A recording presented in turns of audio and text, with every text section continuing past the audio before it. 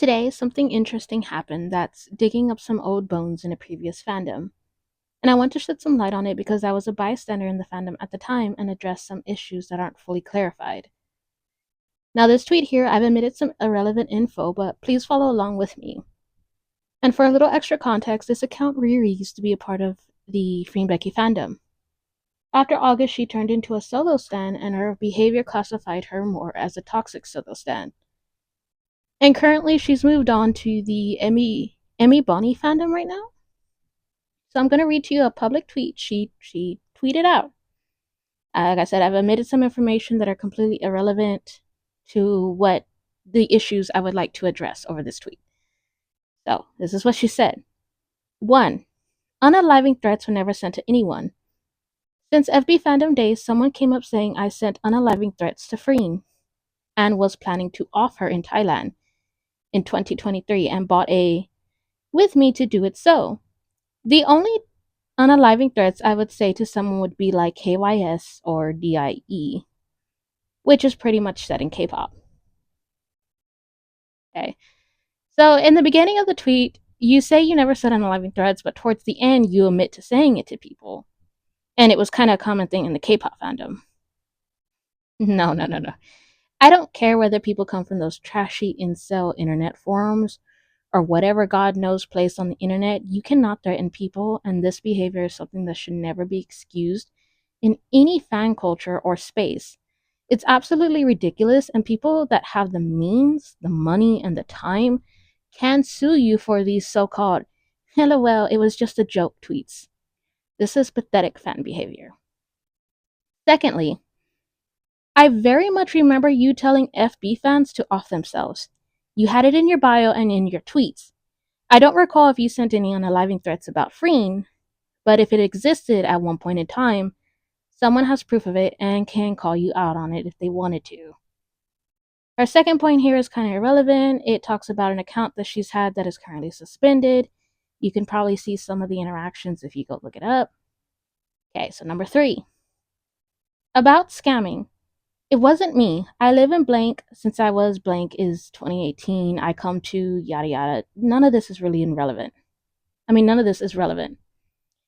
She goes, I can give my full name and Instagram for anyone who wants it. This issue was so bad in 2023 in FB fandom that my Instagram was exposed and it led me through a high peak of depression. Okay, so Riri does have scamming allegations both in the FB fandom and in the K-pop fandom. I think there was like a whole thread exposing her somewhere out on Twitter. I can't claim that the thread has any valid information, and I'm not saying it's true or false or wrong, just clarifying that the thread and these allegations do exist. Secondly, the reason why her Instagram was exposed in the Freen Becky fandom was because she posted a private selfie of another user on Twitter over an argument. But I guess she didn't consider the possible depression that user would be going through when her selfie is being connected to her Stan account. Honestly, if you're going to be out here sharing private information about other people without their consent, you better be expected to be brought that same energy back. And that's exactly what happened to Riri. A third account came in and showed off her private Instagram account where she was mutuals with Richie Armstrong, or in this case, Richard Armstrong, I think that's his full name, which we'll discuss further in the fourth point she makes. 4. Why I left Becky's fandom. I was close to her brother. People here don't know, but well, now I don't care. And people found out after they saw he followed me on Instagram. A person who claimed it was their lawyer used to be friends with me, and to everyone, she claimed she didn't know me. Scammed Becky's fandom with Bon Bon Brazil products. There's a whole issue I can clear that as well if anyone wants it. And Becky and her brother were getting heavily attacked. So her brother, in all capital words, her brother, told me to please attack back and defend them. And the way I did was only how Freen kissed with no curtains. It's all in my account. I left because I felt like I didn't belong there. Because to be there, you need to send her lots of gifts and have money, which is not my case. Everything I sent to Emmy/Bonnie was with my own money, my own merit. More information that's irrelevant. And I really don't think I need to steal from anybody. Okay. So the fourth bullet point is why I'm making this video, because I need to clarify some things and provide context to those who don't know or are aware of her during this time. We all kind of knew Riri was chatting with Richie because she dropped hints and locally gloated about them having private conversations. There's like a space that happened some time ago where she was telling people that her and Richie were talking about things, but she couldn't tell people what it was they talked about. And people in that space are like, we didn't ask. Like we never asked or wanted information about what you guys talked about. So something I do want to call out is the whole quote, Becky and her brother were being attacked. Her brother told me to defend them. Quote. The brother is a whole can of worms in the Free and Becky fandom that I'll probably, maybe not, get around to making a video on, but I just gotta say, the Armstrongs are a very well off family and can most definitely afford lawyers. So I don't see why he would ask a fan of his sister to defend them. I'm not saying she's a liar, but I need to point this out because I don't know if there's something more that's going on that we just don't know about. And the whole idea of a fan having private conversations with the sibling or a family member of the person you used to fangirl over is very disturbing, concerning, and presents a very disgusting power imbalance. And it seems like I'm not the only one who has some red flags over the statement. I went through the comments and visited some of the other accounts who interacted with this tweet, and there has been like one other person who has shared in the same sentiment as me. Now, here's the thing. Richie has admitted to interacting with her, but claimed it was due to business and has a life outside of social media.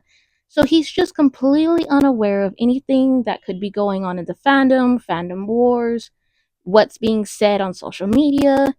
He himself has addressed these issues back when Riri's Instagram got exposed, and you can read his statement on his Twitter account. Which is really something, honestly. Now, I don't understand the logic that defending Becky and Richie means for you to slander Freen on your account and share a stalker video that, mind you, some fans believe to be AI, which is another can of worms that is so very interesting to me because there have been threads, documents, and supposed evidence to prove that the video was created with AI, and the way the whole legal case played out doesn't exactly add up.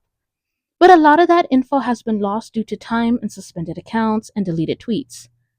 Actually, one thing that doesn't add up was a statement going around about Freen being filmed inside her house due to cameras being put in the fan gifts that were given to the girls. That was supposedly the issue she was addressing during August, was her being filmed inside her house, while the one with Sang was filmed outside from an abandoned building. Fans supposedly, keyword supposedly, have proof that the laundromat where Sang was being filmed belonged to his female manager. Actually, people have accused the manager of being the real female in that kissing video, and all those who have called it out, tagging both Sang and his own manager, have only been blocked by them. Like I said, a whole can of worms in itself that doesn't add up.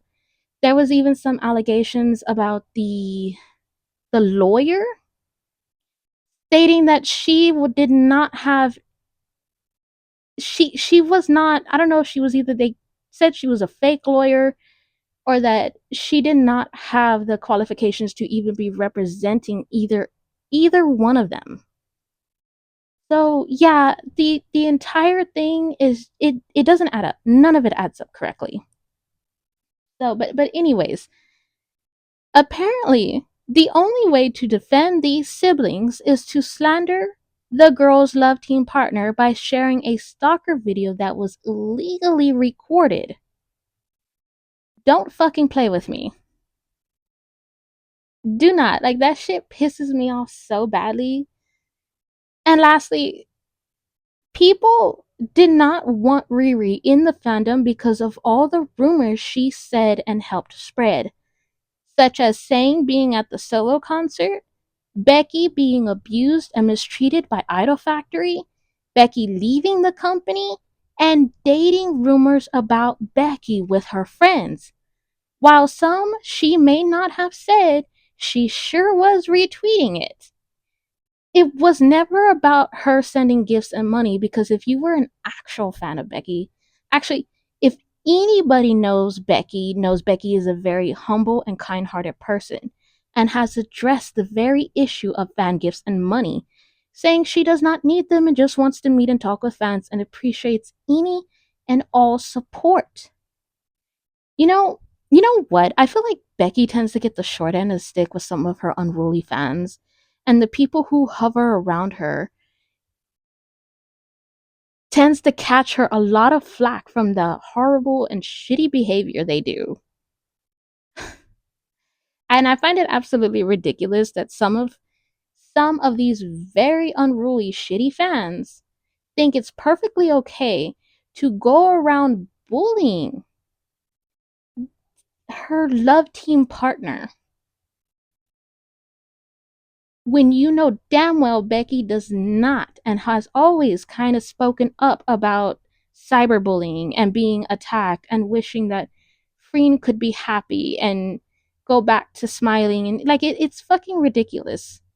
All of that shit is just fucking ridiculous, and it piss me off. I'm gonna be honest with you guys, but whatever. Anyway, back to Riri. This is just shitty fan culture she herself has cultivated around her ex stan. Her viewpoint is because of shitty people she hung around in the solo stan fandom. It's just fucking ridiculous. And the reason why she posted about this is because her past is coming back to haunt her. And certain people in the Emmy Bonnie fandom are possibly being targeted for associating with her or being warned about her previous shitty fan behavior.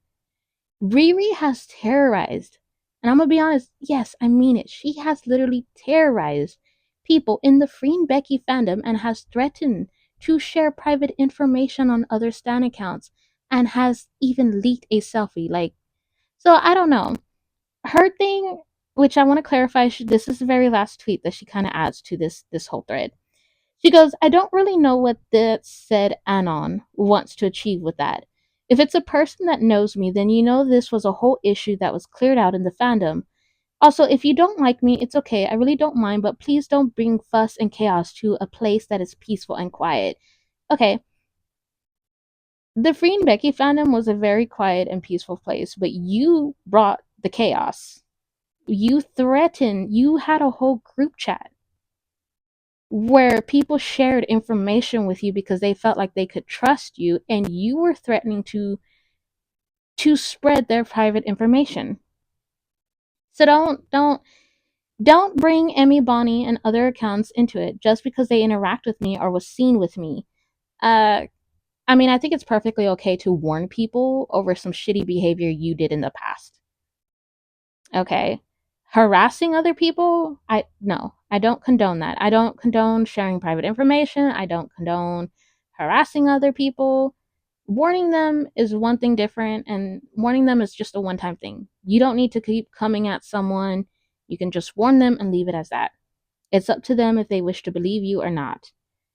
She goes, me are seen with two specific accounts here. If you have an issue with me, please come directly at me and solve it. Thank you. Okay, so that's what I want to clarify. That's all I need to clarify.